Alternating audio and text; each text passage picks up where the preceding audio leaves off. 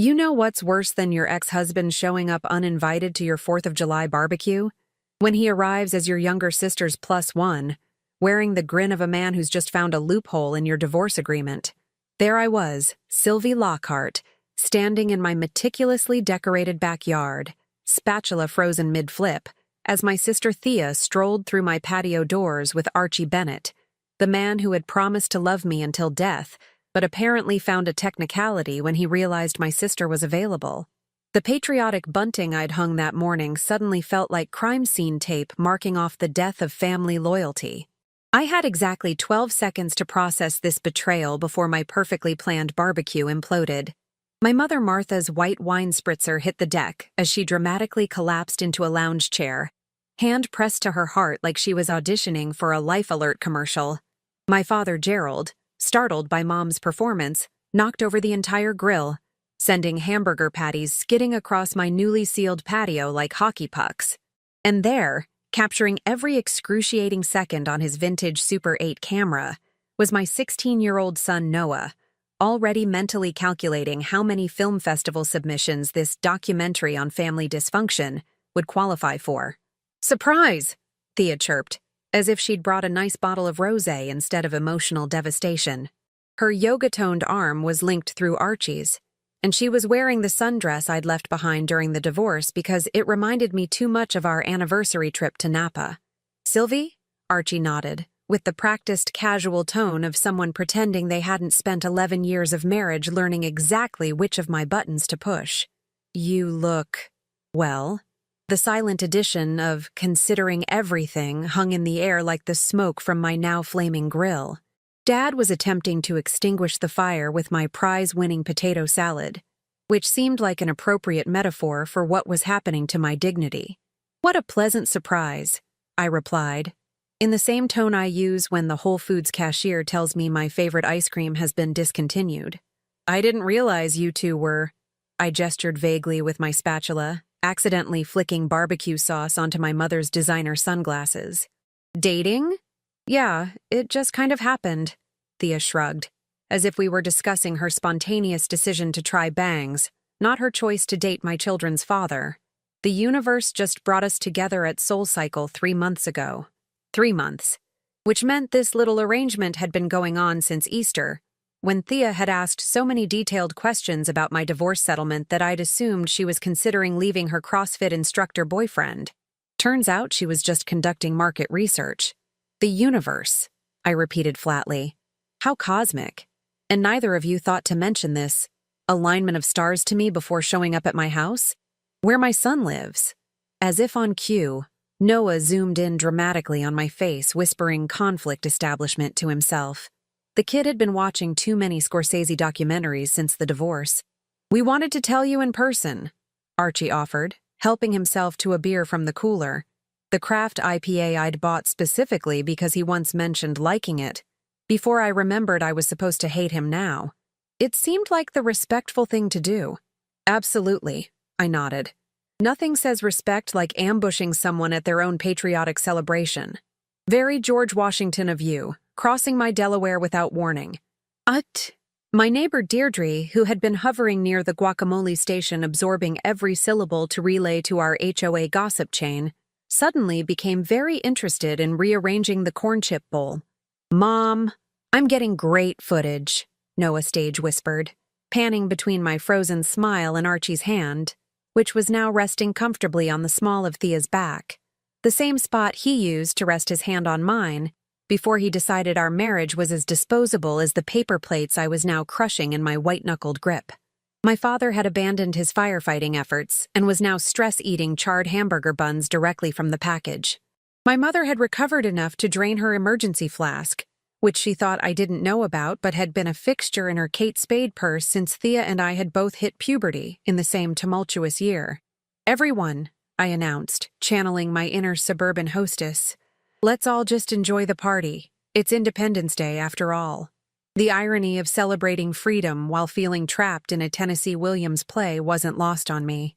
For the next hour, I performed the delicate ballet of serving coleslaw while avoiding eye contact with the happy couple, who had settled into the patio love seat I'd picked out during my post-divorce reclaim your space redecorating frenzy. Thea was feeding Archie toasted marshmallows like he was a baby bird, and he was laughing at her jokes. The same man who had once told me my sense of humor was a bit much for dinner parties. The alcohol supply depleted at roughly triple the expected rate. Deirdre's husband Bruce was on his fifth bourbon, deeply uncomfortable but unwilling to leave what he later described to the entire neighborhood as the best free entertainment since the Wilsons' Christmas lights caught their palm tree on fire. It was when I went inside to get more ice that I spotted it on the bookshelf. Our wedding album, which Noah had apparently taken out earlier for some family history project.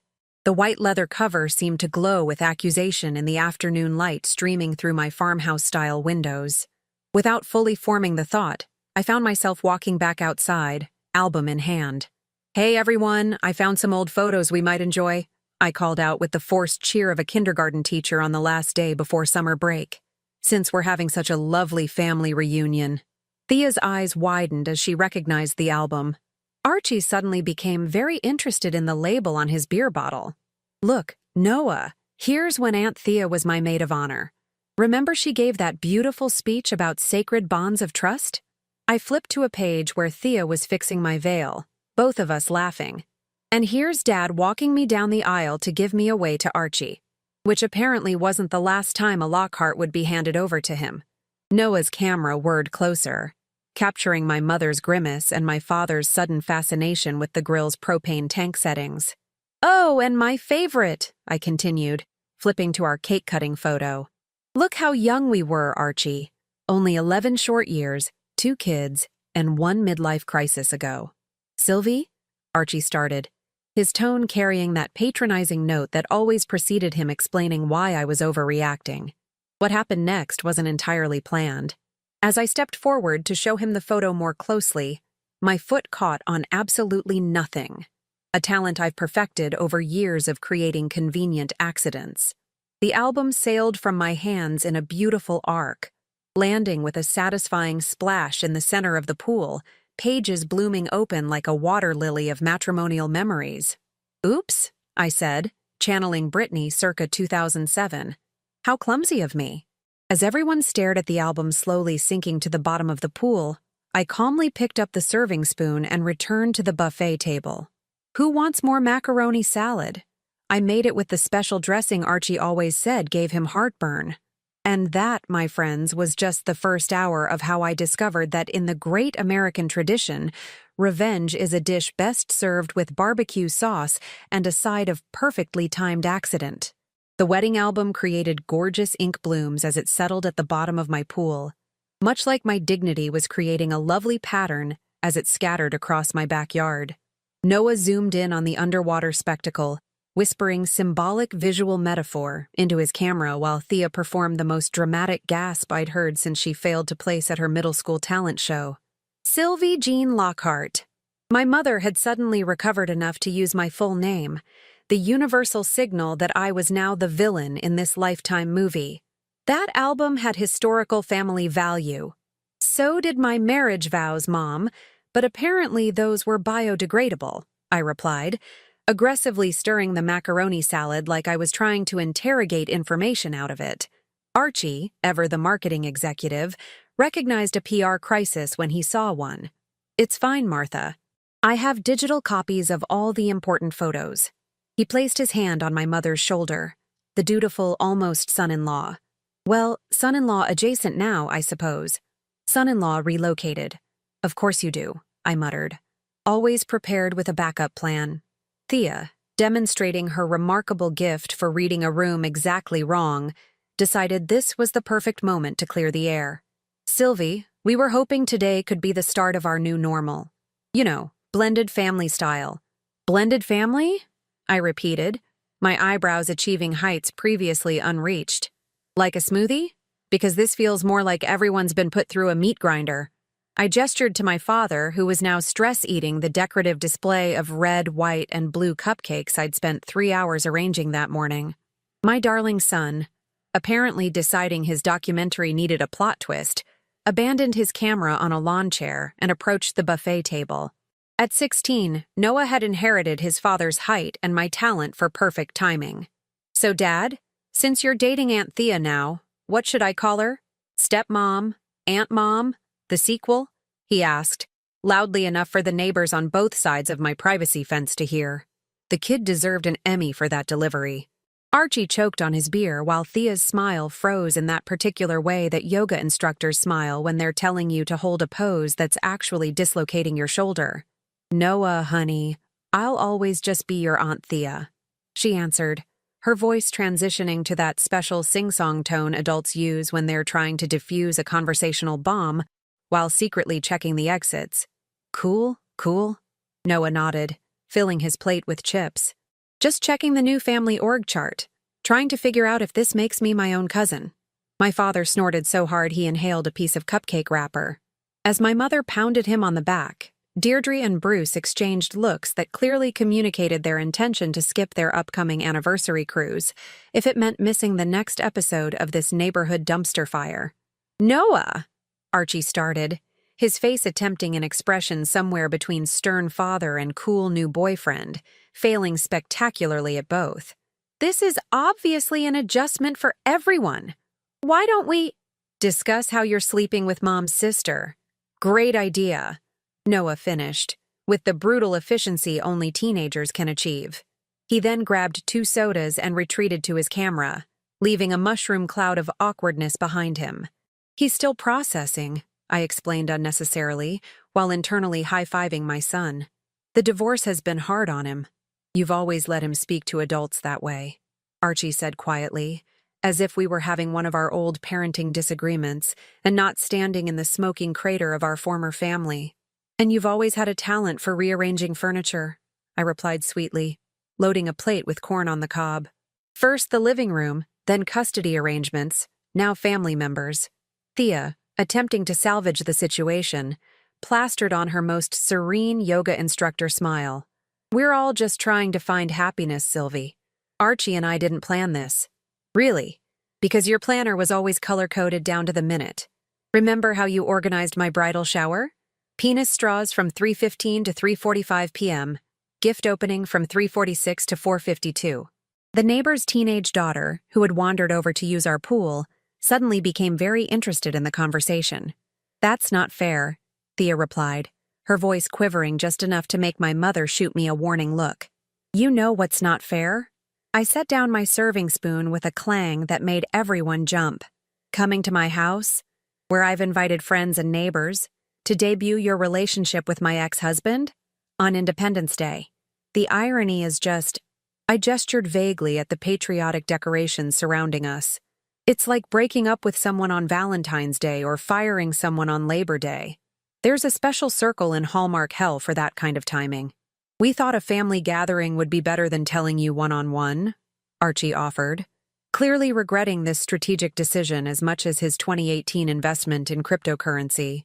Because witnesses prevent homicide? I asked brightly. Because family supports each other, my mother interjected, having appointed herself mediator despite being on her 3rd Valium-enhanced spritzer. And we're still family. I looked around at my backyard, transformed now from Instagram-worthy patriotic celebration to what felt like a very special episode of Jerry Springer, Suburban Edition. The American flag napkins seemed to be mocking me, little stars and stripes witnessing my humiliation. Speaking of family, I said, reaching for my phone. Remember how Dad always said, pictures or it didn't happen? Let's memorialize this special moment. Before anyone could object, I'd corralled everyone into a group photo, positioning Archie and Thea together with my parents on either side. Noah, you take it, I insisted, handing him my phone while retrieving his camera. I'll man your documentary for a minute. As Noah snapped the photo, I quietly pressed record on his camera, making sure to capture every excruciating second of fake smiles and awkward body language.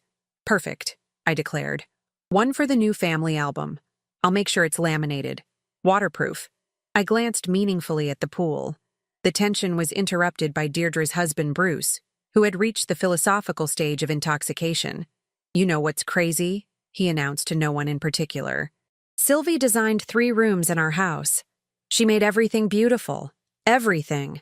And Archie, man, you walked away from that? For her sister?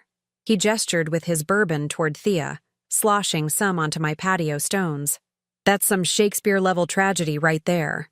A silence fell over the gathering, broken only by the sound of my father unwrapping another cupcake. I think what Bruce means, Deirdre attempted damage control, is that divorce is complicated and we shouldn't judge. No, what Bruce means, Bruce interrupted, is that it's messed up. It's messed up and we're all pretending it's not messed up because the potato salad is really good.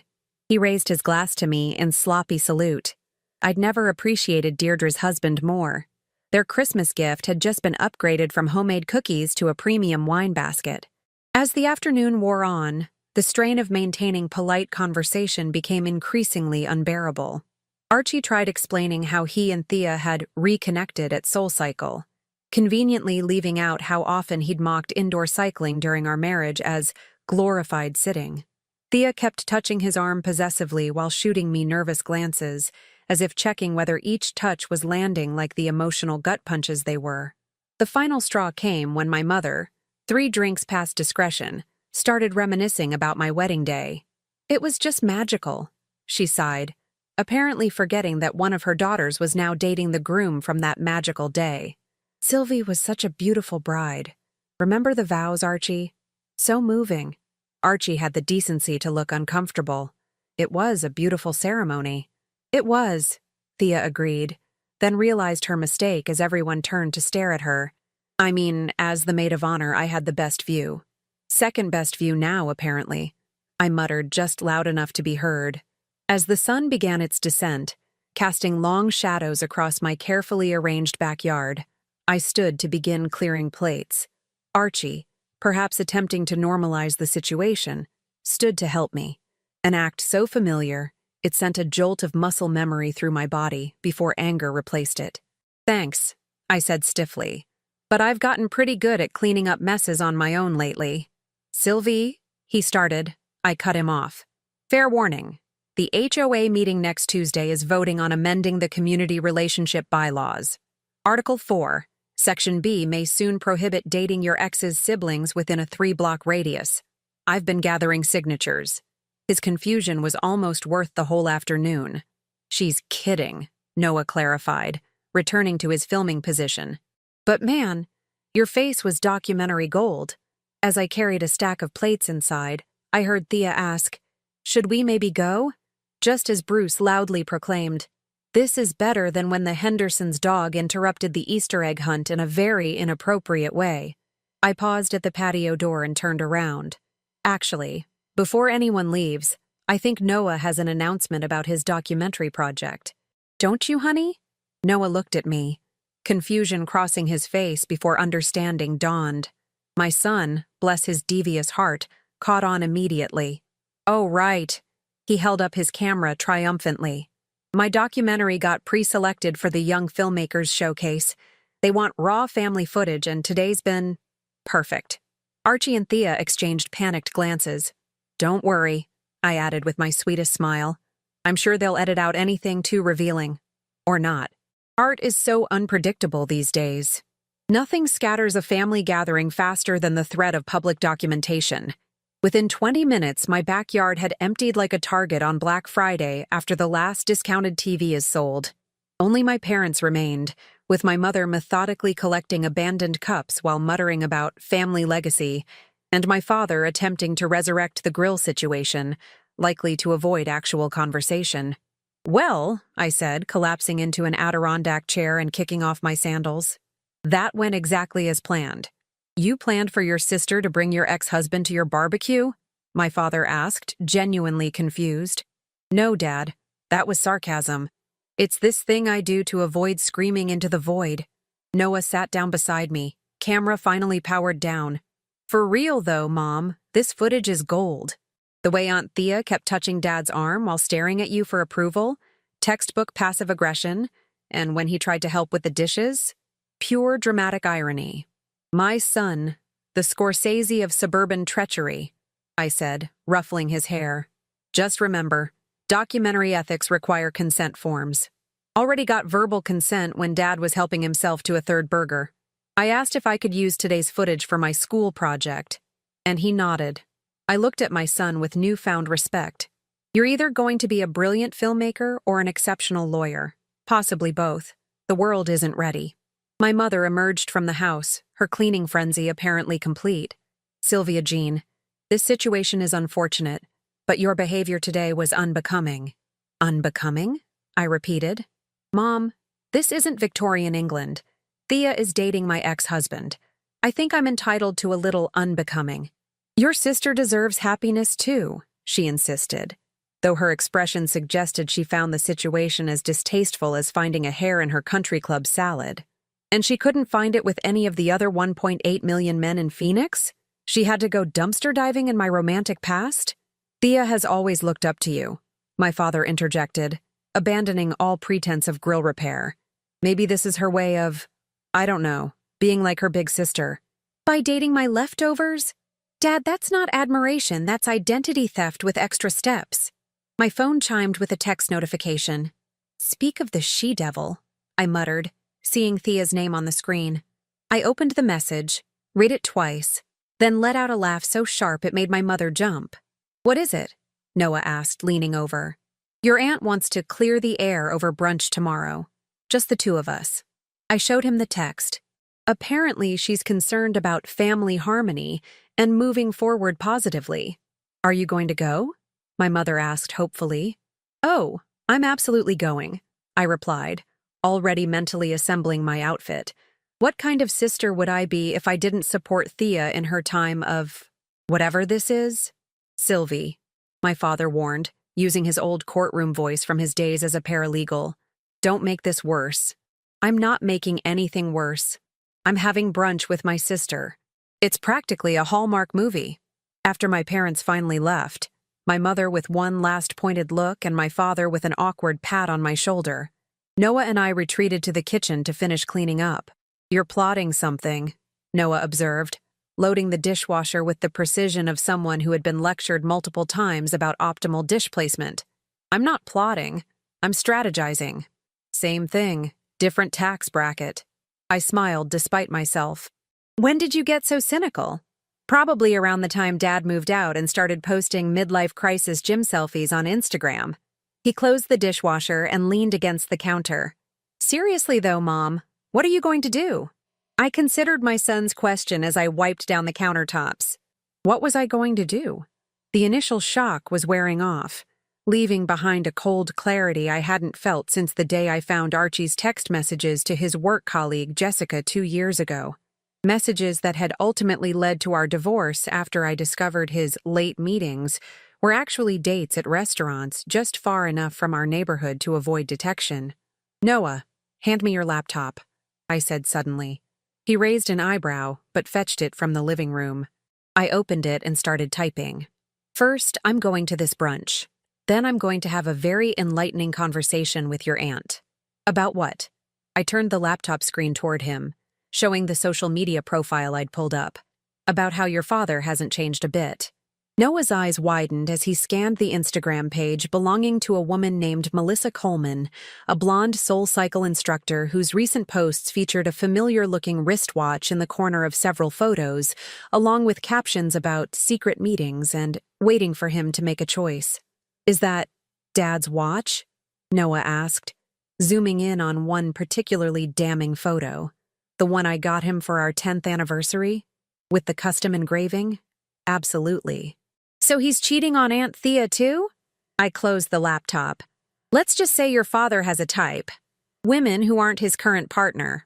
How long have you known? I just connected the dots today. Remember when your dad mentioned reconnecting with Thea at SoulCycle 3 months ago? Well, Melissa here has been his instructor for 6 months, according to her profile. The timestamps align perfectly with when he started getting really into indoor cycling. Noah processed this information with a maturity that made my heart ache. So what's the plan? First, we verify. I need to be absolutely certain. I reopened the laptop and pulled up a calendar app, showing Noah the scheduling system for the SoulCycle studio. Your dad always goes to the 6 a.m. Tuesday and Thursday classes, according to what he told the custody mediator about his fitness routine. And look who teaches those classes. Melissa Coleman, Noah read. But how do you know he's actually, you know? I don't, not with absolute certainty. But there's an easy way to find out. I pulled up another screen, this time showing an email confirmation. I've just signed up for this Tuesday's 6 a.m. class under a fake name. If I see anything suspicious, I'll have my answer. That's borderline stalker behavior, Noah pointed out. It's investigative journalism, I corrected. Supporting your documentary career. And if you're right, what then? I closed the laptop again. Then I give your Aunt Thea exactly what she deserves. The truth. The next morning, I arrived at Perch, the trendy brunch spot Thea had selected downtown, 15 minutes early. I'd chosen my outfit carefully, casual enough to suggest I wasn't trying too hard, but polished enough to telegraph that I wasn't falling apart. My hair was blown out, my makeup subtle but flawless, and I'd chosen a sundress that Archie had always said made me look too intense, code for too intimidating for his fragile ego. I ordered a mimosa and waited, mentally rehearsing what I would say. When Thea arrived, her face registered genuine surprise at seeing me already seated and composed. She'd clearly expected to establish home field advantage by arriving first. "Sylvie," she greeted me, air-kissing near my cheek. "You look great. You sound surprised." I smiled. "Did you expect me to show up in sweatpants and smeared mascara? Sorry to disappoint." Thea sat down, arranging her designer handbag, a knockoff of the one I'd received from Archie last Christmas, beside her chair. "I just meant you look well, considering everything. Amazing what righteous indignation can do for the complexion. Better than Botox." A server approached, and Thea ordered an elaborate avocado toast with 6 modifications and a green juice. I resisted the urge to roll my eyes. "So," she began once the server had left. "Yesterday was awkward." Was it? I hadn't noticed over the sound of my wedding album drowning and my son contemplating whether he's his own cousin now. Thea had the decency to blush. "I know how this looks. Like you're dating my ex-husband? Because that's exactly what it looks like, Thea. It just happened. We didn't plan it. Things don't just happen. The Spanish influenza just happened. This was a series of choices." She fidgeted with her napkin. "Archie and I have a connection. We understand each other. That's fascinating, considering he still doesn't understand how to separate laundry after 11 years of marriage. But I'm sure you'll fare better." Our food arrived, creating a momentary buffer in the conversation. I watched as Thea meticulously arranged her avocado toast for what I assumed would be an Instagram post later. "I didn't ask you here to argue," she finally said. "I want us to find a way forward. For the family's sake." By family, do you mean the one you're trying to insert yourself into? Because Noah's doing just fine without an aunt-stepmom hybrid. Noah adores me. We've always had a special bond. I nearly choked on my mimosa. He tolerates you at Christmas because you bring good gifts. That's not a bond. It's capitalism. Thea's eyes narrowed. You're just bitter because Archie moved on. He told me how controlling you were, how you suffocated him. Is that what he said? I took a deliberate sip of my drink. Funny. That's exactly what he told me about his first girlfriend after college, and his work colleague, Jessica, during our marriage. It's almost like he has a script. A flicker of uncertainty crossed Thea's face before she masked it. Our situation is different. Of course it is. I smiled sweetly. You're special. Just like I was special, and Jessica was special, and I'm willing to bet Melissa is special too. Who's Melissa? I checked my watch. Oh, would you look at the time? I have to run. Early appointment tomorrow morning. I stood, dropping enough cash to cover my meal. This was illuminating, Thea. Really? Let's do it again sometime after my Soul Cycle class on Tuesday. The confusion on her face was absolutely priceless. As I walked away, I heard her call after me. Sylvie, you don't even like spinning. I turned and offered my most enigmatic smile. People change, Thea, but some people never do. Food for thought with your avocado toast. Monday morning, Noah helped me prepare for my covert Soul Cycle mission with all the seriousness of a CIA handler briefing a field agent. Remember, maintain visual confirmation but keep a low profile, he instructed, adjusting the baseball cap he'd insisted I wear as part of my disguise. Dad's never seen you in workout clothes before 9 a.m., so that alone should make you unrecognizable. Very funny, I replied, zipping up a borrowed athletic jacket with a hood. I'm not completely out of shape, you know. I did hot yoga twice last month. Mom, struggling to touch your toes while sweating in a room full of strangers isn't exactly Navy SEAL training. I ruffled his hair, something he normally protested but allowed this morning in solidarity with Operation Cheater Cheater. I've got this. I signed up under Jane Smith and paid cash for a drop-in class. Jane Smith? Really? That's the most generic alias ever. Why not go with something like Phoenix Skywalker while you're being subtle? Because I want to be forgettable, not the main character in your father's next therapy session. Noah handed me his GoPro. For documentation purposes. Absolutely not. I'm gathering intel, not creating evidence that could be used against me in a restraining order. Fine. But take detailed notes. This is the climax of my documentary. I kissed his forehead. You're enjoying this way too much. Go to school and try to act normal if you see your aunt or father. Please. I've been acting normal around adults having meltdowns my entire life. It's practically my superpower. The Soul Cycle studio at 5:45 a.m. was a special circle of hell I hadn't previously experienced. Enthusiastic morning people in coordinated athleisure bounced on the balls of their feet, clutching water bottles and chatting about protein shakes while I struggled to adjust the seat height on my torture device disguised as exercise equipment.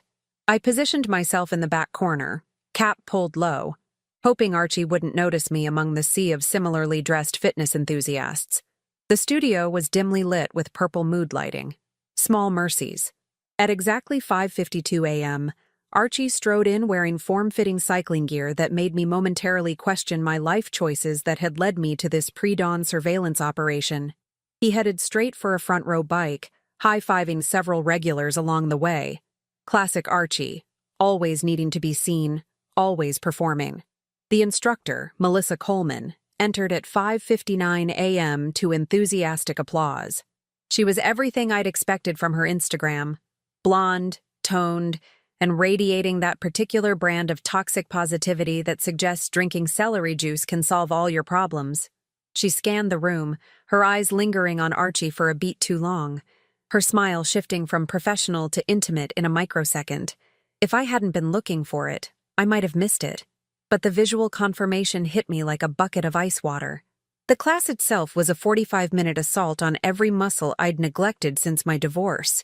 While I pedaled miserably in the back, wondering if it was possible to die from thigh burn, I watched the subtle choreography between Archie and Melissa, the unnecessary adjustments to his form that involved touching his shoulders, the private jokes shouted over pulsating music, the lingering eye contact during inspirational segments about breaking free and finding your truth.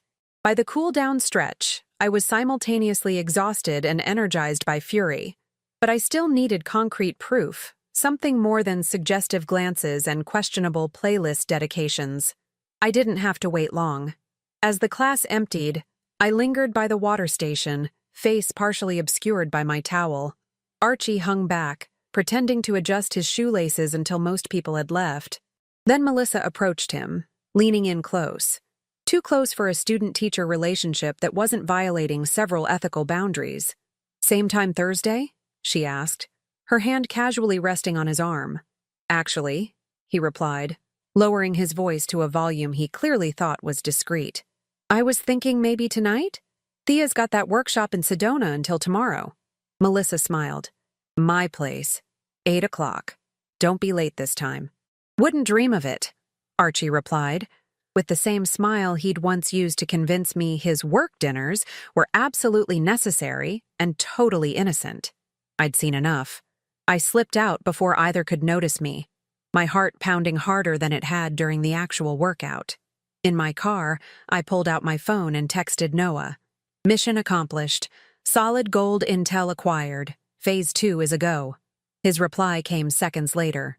"Excellent work, Agent Mom. We'll prepare documentation materials." By Wednesday afternoon, Noah and I had assembled what he dramatically referred to as the dossier. Photos from Melissa's social media showing Archie's distinctive watch, and even, in one poorly angled mirror selfie, part of his face. Screenshots of Thea's own Instagram posts showing her in Sedona during times when Archie was clearly somewhere else, based on his cycling app data that Noah had somehow accessed. It's public, Mom. He literally broadcasts his routes to everyone. The man has zero privacy settings. I'd arranged to meet Thea for coffee at the trendy cafe inside her favorite bookstore. Public enough to prevent a scene, private enough for a meaningful conversation. When she arrived, 15 minutes late and already on her phone, I had everything prepared. "Sorry I'm late," she said, not sounding remotely sorry. "Archie and I were having brunch with the Hendersons. You remember Bruce and Carol? From your spin class?" "I remember them from my neighborhood, Thea. They live 3 doors down." "Right, of course." She settled in, arranging herself artfully in the chair. "Anyway, I'm glad you reached out. I think our last conversation ended a bit abruptly." "It did," I agreed. "I wasn't ready to hear everything then. But I am now. In fact, I'd like to share something with you." I slid a manila envelope across the table. Thea looked at it skeptically. "What's this? Divorce papers? Because we've already been through that drama." "Just open it." She did, her expression shifting from confusion to disbelief as she flipped through the contents. "What am I looking at exactly?" "Evidence that your boyfriend, my ex-husband, is cheating on you with his SoulCycle instructor Melissa Coleman, the same way he cheated on me with Jessica from work." Thea's face flushed. "These are just random photos. This proves nothing." Page 4 has a screenshot of his cycling app showing him at her apartment complex at midnight last week, when he told you he was at a client dinner. I added the property records showing she owns Unit 3B. Public records are amazing, aren't they? She flipped to the page, her carefully manicured facade beginning to crack. He could have been visiting someone else there. "Funny coincidence that would be," I replied, taking a sip of my coffee. "Especially since page 6 shows their text exchange that Noah recovered from the family cloud account Archie forgot to disconnect from." Her hands trembled slightly as she turned to the damning messages. I wasn't proud of the invasion of privacy, but as Noah had pointed out, moral high ground doesn't make for compelling third acts, Mom. "I don't understand," Thea whispered. "We've only been together 3 months. And he's been seeing Melissa for at least 2 of those months," I finished. "It's his pattern, Thea. He did it to me with Jessica and before me with his college girlfriend. He's incapable of fidelity." The color drained from her face. "Why are you showing me this? To hurt me? To say, 'I told you so'?" I leaned forward. "Believe it or not, I'm showing you this because you're still my sister. And as much as you've hurt me, I don't want you to waste years of your life like I did, thinking you're the problem. That if you just try harder or look better or complain less, he'll finally be faithful." Tears welled in her eyes. "I thought I was special. That what happened with you was different." Every woman in Archie's life thought she was special. That's his superpower. Making each woman feel like she's the exception, not the rule. Thea wiped at her eyes, smearing her carefully applied makeup. "What do I do now?" "That's entirely up to you," I replied, gathering my things. "But if I were you, I'd start by changing the locks on your yoga studio. He still has the key you gave him, right? The just-in-case key?" She nodded numbly. "Trust me on this. With Archie, there's always a just-in-case." I stood to leave, but Thea grabbed my wrist. "Wait, I need to know one thing. If you knew about Melissa, why tell me? Why not just let me find out the hard way?" I looked down at my sister, seeing for the first time in years not my competitor, but the girl who used to climb into my bed during thunderstorms. "Because then you'd be me, Thea. And one of me in this family is more than enough." As I walked away, my phone buzzed with a text from Noah. "Phase 2 complete?" I typed back, "Target neutralized. Prepare for fallout." His response came quickly. "Copy that. Dad just called, sounds stressed, asked if he could come over tonight to talk about some things." I smiled to myself as I got into my car. Perfect. Set the stage for Phase 3, grand finale. Archie arrived at 7:30 p.m. sharp, his hair still damp from what I assumed was a hasty shower at Melissa's apartment.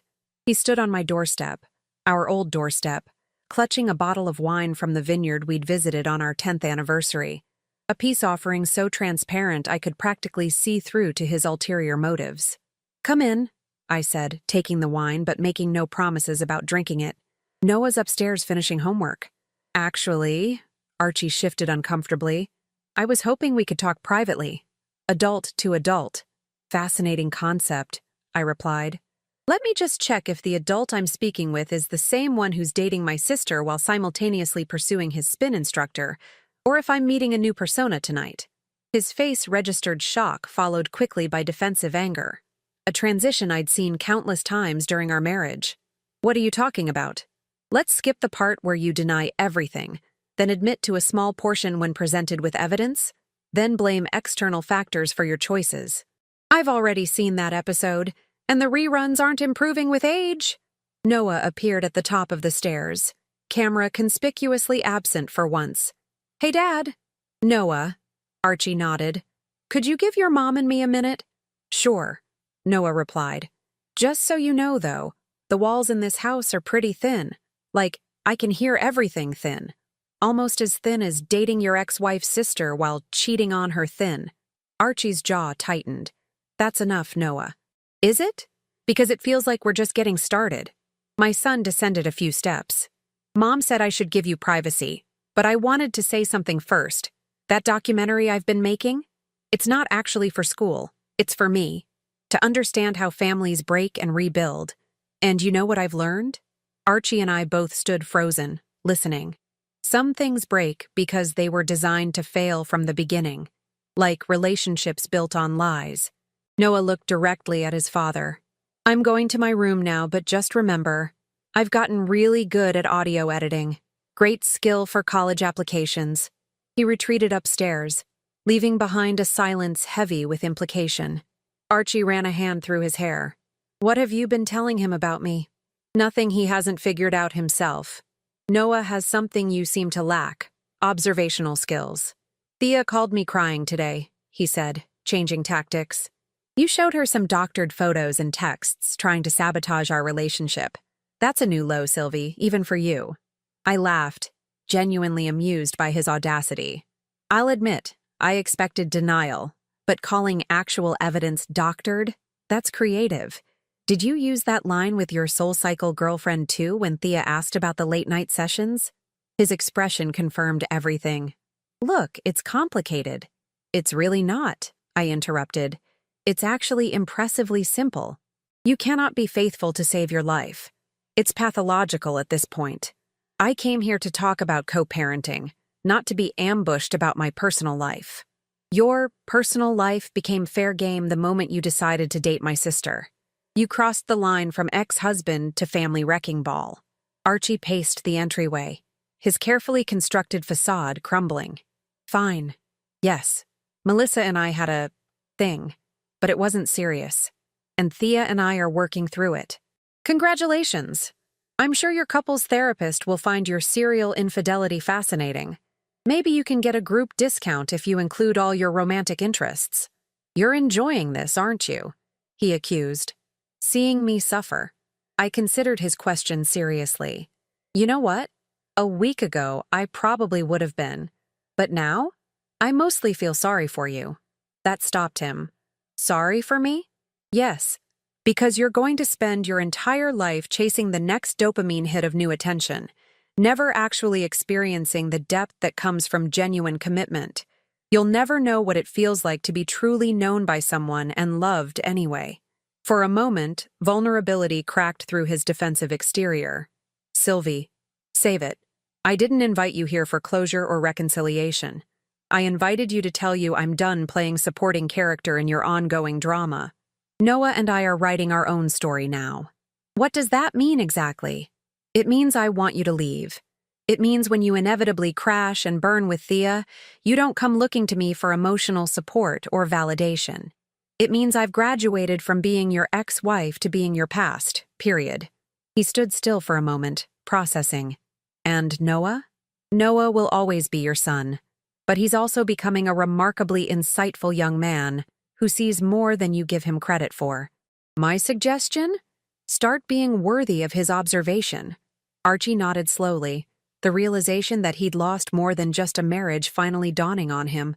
For what it's worth, I am sorry. For all of it. I know. I said, opening the front door. But sorry doesn't unring bells or unbreak trust. It's just a word. After he left, I found Noah sitting on the landing, pretending he hadn't been eavesdropping. Is he gone? He asked. For now. Maybe for good in some ways. Are you okay? I sat beside him, resting my head on his shoulder. Surprisingly, yes. Better than I've been in a long time. 3 months later, I hosted another barbecue in my backyard. The guest list was smaller this time, just friends who had earned their place in our rebuilt life. Noah was documenting this gathering too, but with a different focus. What happens after the explosion, when the dust settles and new growth begins? Thea came, without Archie. Our relationship was tentatively healing, one awkward coffee date at a time. She'd changed the locks on both her heart and her yoga studio, and was slowly becoming the sister I remembered from before relationships complicated everything. As the afternoon sun cast long shadows across my lawn, Noah set up his camera on a tripod and gathered everyone for a group photo. Shouldn't you be in it too? I asked. Nope. I'm the documentarian. I capture the stories. I don't star in them. I looked around at our mismatched family, repaired in some places, still fractured in others, but authentically ours. You know what they never tell you about happy endings? I said to no one in particular. What's that? Thea asked. They're never actually endings. They're just peaceful pauses before the next chapter begins. As Noah counted down for the photo, I raised my glass in a silent toast to broken patterns, hard truths, and the unexpected freedom that comes from finally stopping the dance you've been performing your entire life. Turns out, independence isn't just a holiday. Sometimes it's a hard-won state of being that tastes surprisingly like victory with a side of perfectly grilled hamburgers. No drowning photo albums required.